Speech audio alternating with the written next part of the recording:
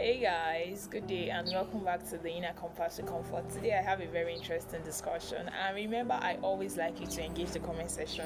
I want you to tell me what you think, what your journey has been like so far. Remember, we are growing together as a family, okay? We are finding this direction together with God, of course. Have you subscribed to the channel yet? If you haven't, why not? You should be a part of this family, babe. You should be a part of this family, okay? And to all my returning subscribers, thank you guys so much for sticking around and for choosing to do this with me. I am grateful. So today I'm going to be sharing a time in my life where I was moving with so much speed. I felt like I needed to do everything fast. I needed to do everything in a hurry, and I made a lot of nasty decisions. I made a lot of wrong moves that did not involve God, moves that were out of God's will for my life. To the point that even the devil began to give me dreams that looked like, oh, yes, you are in God's will, but the devil was just playing with my mind. Basically, okay, you know what the devil does? Not every dream is actually from God. A lot of times we dream about things that are in our mind, because the devil has said, okay, this thing is in your mind, let me use it to play a trick on you, and then he gives you a dream and you're like, oh, okay. So I remember January 24th last year, I went to God on the altar in my church and I prayed. Like, I cried my ass out. I wouldn't even say I prayed. It was more like communicating with God, telling him exactly how I feel, telling him to help me, because at that point I realized that I was going to choke if I don't go back to my source. I have made a lot of wrong turns. I was where God did not send me to. I began to lose color, and I was feeling so much emptiness from within me, so much uncertainty, but I didn't want to turn back because I felt like I have gone so far to turn back.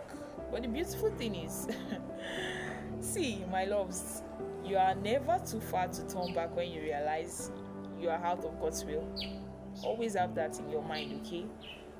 No point is too far to turn back when you realize you are out of God's will. It is better to turn back and start all over again in God's will than to go all the way into destruction.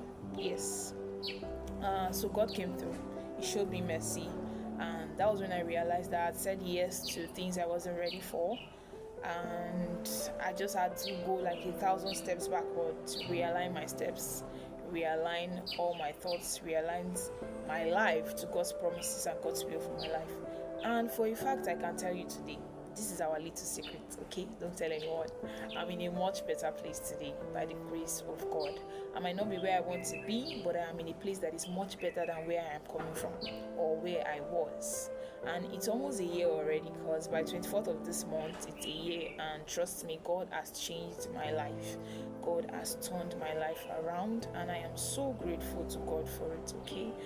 So today, I am urging you to pause, to reflect, and to look at your life. Look at your accomplishments. Look at where you are right now, your career path. Look at what you are doing right now, and sincerely ask yourself, am I in the will of God for my life, or am I just following my own human instincts, okay?